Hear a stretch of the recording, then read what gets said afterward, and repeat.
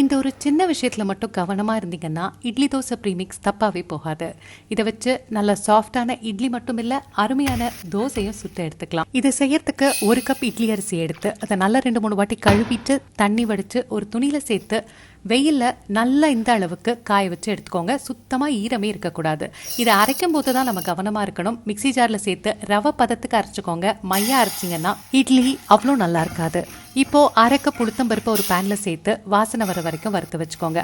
3/4 cup கெட்டி அவல், 1/3 cup ஜவ்வரிசி சேர்த்து இதை நல்லா வறுத்துக்கோங்க. அவல் இந்த மாதிரி உடையிற அளவுக்கு வறுத்து ஆற வச்சுக்கோங்க. இதை நல்லா ஃபைனாக அரைச்சிக்கோங்க. இப்போ 2 பொடியையும் நல்லா கலந்து வச்சுக்கோங்க. இது நல்லா ஆறின பிறகு ஸ்டோர் பண்ணுங்க. நாம் அரைச்ச மாவுலேருந்து 1 கப் எடுத்துக்கிட்டு இதில் 3 டேபிள் ஸ்பூன் தயிர், 1 டீஸ்பூன் உப்பு சேர்த்து 1/4 கப் தண்ணி சேர்த்து நல்லா தளர கரைச்சிக்கோங்க. இது நல்லா தண்ணி இழுத்துக்கும். 8லேருந்து 10 மணி நேரம் இதை புளிக்க வச்சிங்கன்னா காலையில் கொஞ்சமாக ரைஸ் ஆகி நிறைய பபிள்ஸ் ஃபார்ம் ஆயிருக்கும். 1/2 கப் தண்ணி சேர்த்து நல்லா வேகமாக கலந்து விட்டு இந்த பதத்தில் இருக்கும்போது இட்லியாவோ தோசையாவோ ஊற்றிக்கலாம். முக்கியமான 3 விஷயம்: அரிசியை ரவை பதத்துக்கு அரைக்கணும், மற்ற பொருட்களை ஃபைனாக அரைக்கணும், இதே ரேஷியோவில் பொருட்களை சேர்த்துக்கோங்க. கண்டிப்பாக ட்ரை பண்ணி பார்த்துட்டு சொல்லுங்கள்.